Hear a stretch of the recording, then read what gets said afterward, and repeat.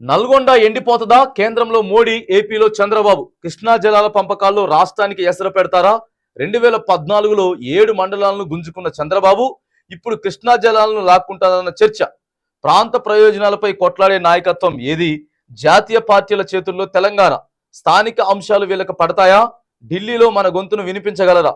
నల్గొండ గొంతును తడపగలరా అనేటటువంటి ఒక వార్త కనపడుతున్నట్టే మరి ఇక నల్గొండ వెళ్ళిపోయేటటువంటి అవకాశం ఉన్నది.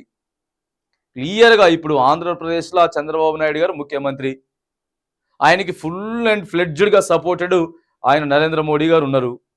ఇక ఈ మన రేవంత్ రెడ్డి గారు చంద్రబాబు నాయుడు గారు ఇద్దరు గురు శిష్యులే. ఆయన కూడా నరేంద్ర మోడీ గారిని పొగిడిన సందర్భాలు ఉన్నాయి.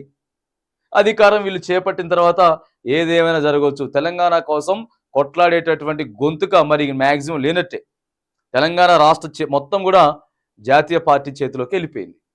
ఓ పక్క మోడీ పరిపాలించవచ్చు తెలంగాణ రాష్ట్రం మీద, ఓ పక్క కాంగ్రెస్ వాళ్ళ పెత్తనం కూడా ఉంటుంది. కాబట్టి మరి ఇక మనకి ఇక్కడ సొంత ప్రయోజనాల కోసం, సొంత రాష్ట్రం కోసం ఎవరు కొట్లాడతారు అనేది అర్థం కానటువంటి పరిస్థితి ఉన్నది. ఎందుకంటే ఇక ఆయన ఏం మాట్లాడు, రేవంత్ రెడ్డి గారు ఏం మాట్లాడతారండి? కాంగ్రెస్ పార్టీ అక్కడ ఉంటుంది, గట్టిగా మాట్లాడలేడు. ఇక అధికారంలో ఉన్నటువంటి బీజేపీ మీద కూడా ఏం మాట్లాడలేడు. మాట్లాడితే ఇక కేంద్రంలో దలుచుకుంటే ఏమైనా చేయగలుగుతారు. కాబట్టి మరి అంతా మౌనం వహించేటటువంటి పరిస్థితి అయితే ఉన్నది. ఇక ఎంతవరకు వీళ్ళు ఏడమొత్తుకోవడం, ఏడ చేయటమే తప్పితే చంద్రబాబు నాయుడు ఇంతకు ముందు ఏదైతే మరి మన దగ్గర నుంచి వెళ్ళి 7 మండలాలను గుంజుకొని పోయిండో, అట్లనే నీళ్ల కోసం కూడా ఇబ్బంది పడేటటువంటి పరిస్థితి అయితే ఉన్నది.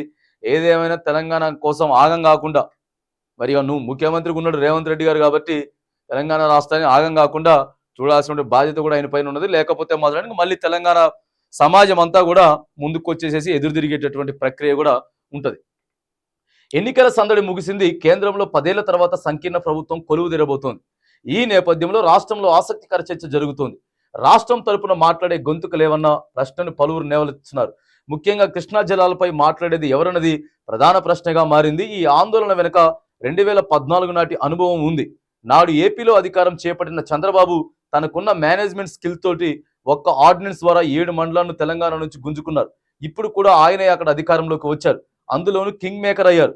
బలంగా కేంద్రంలో చక్రం తిప్పేలా ఉన్న చంద్రబాబు కృష్ణా జలాలను తరలించుకుపోతారన్న ఆందోళన తెలంగాణ ప్రజల్లో నెలకొంది.